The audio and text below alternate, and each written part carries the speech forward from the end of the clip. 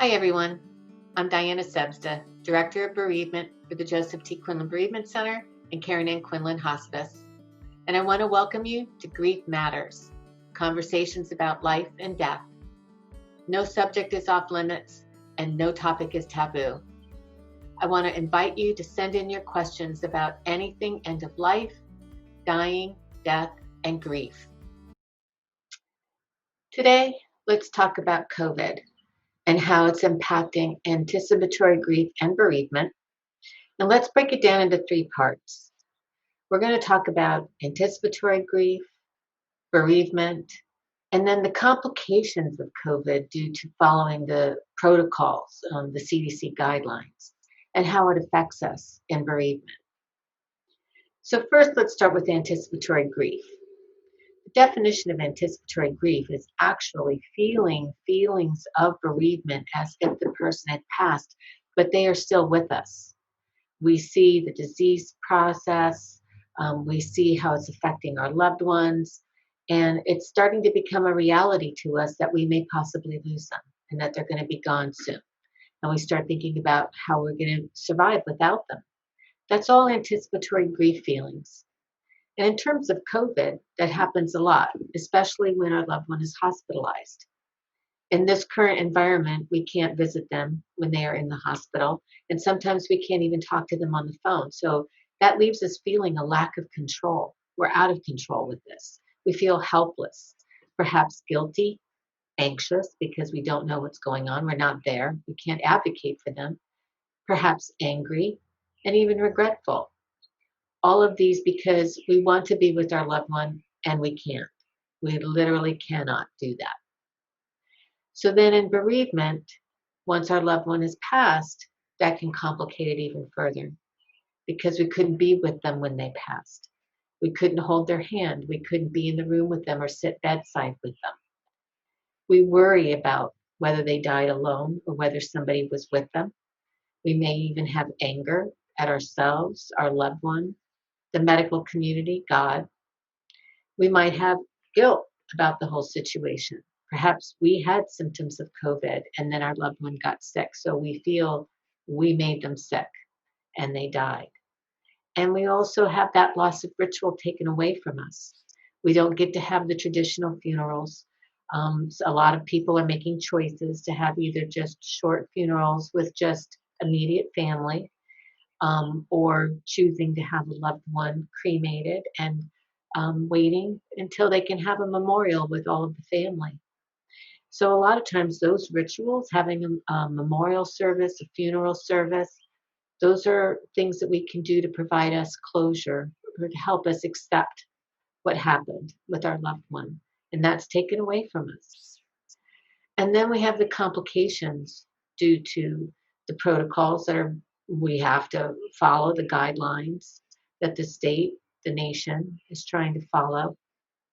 And that puts us in a social isolating situation. And when we're in bereavement, we really need to be socially supported. We need to be supported by our friends and by our family. And by having to stay home or be socially distanced or stay 6 feet apart, we can't get our supports. We can't talk as freely and readily as we would be able to normally. We can't get the hugs, the touch that we so greatly need in bereavement. There's that huge lack of supports, even when you think of it from faith. When, just now starting to be able to get back into the churches outside anyway. But faith family is a strong support system when we're bereaved.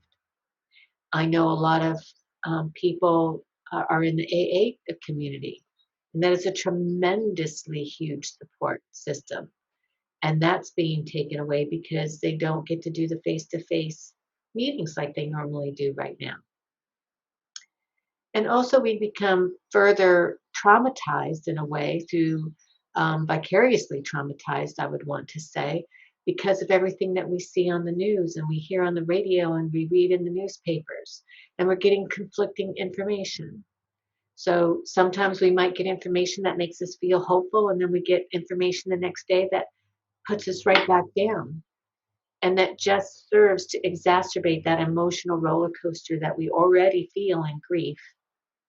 And then with the current culture that we're in socially, a lot of people are feeling very anxious and afraid and uncertain about what is going on in this world. And when we have all of these things going on and we don't have our loved one with us, it can really complicate things. There's a lot of people out there who are bereaved right now and dealing with anticipatory grief. And because of the social isolation and all the things that are going on in the news, they're just staying home, being very sad and depressed and anxious and perhaps even fearful. So, what do we do with all of that? So, there are some things that we can do that would alleviate some of these situations. So, in anticipatory grief, just know that you're trying. You're trying your best to get in there to see your loved one. You're trying your best to get on the phone and to be an advocate or to have somebody give you information. You're trying your best to make a situation better that you have no control in. You're trying to see what it is that you can do in that situation. So, some of the things that we can do is journal, which is a great way to get all of your feelings out. Sometimes we get so overwhelmed with everything that's going on that everything feels like a great big ball of yarn tangled up in our brain. And we're looking for the end to try to unravel it, but we just can't find it. Journaling is a great way to unravel that yarn. But not everybody likes to write. So journaling might not feel good for you. Maybe reading would be something that would be beneficial. There are a lot of books out there on anticipatory grief for people who've had a sudden illness and a long term illness. And a lot of people feel that educating themselves in that way is very helpful. And if you're a faithful person and you have a faith base, prayer is an excellent tool to use. It can make you feel not so alone. It can make you feel connected to God or your higher power. And you can pray for some answers or pray for your loved one. And there is power in prayer if that is your belief. In bereavement, there's much of the same kind of coping strategies that we could use. Just knowing that we tried our best, not beating yourself up over things that you couldn't control. And sometimes we deal with anger, guilt, and regret, and I call that the triple threat in grief.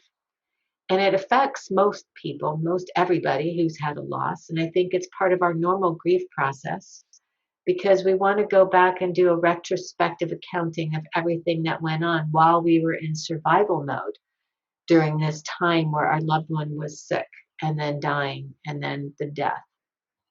So now we have the time to go back and do a retrospective accounting. And being human, we tend to beat ourselves up a lot and we hold ourselves accountable for a lot of things that we really shouldn't. So I always tell people we do what we do at the time with the information that we have at the time. So if we had a crystal ball, that would be wonderful. We could make different choices, but we don't have that. So we have to trust that we made the best decisions and we did the best actions based on the information that we had at the time. And we have to let that go. We can't hold ourselves accountable for that.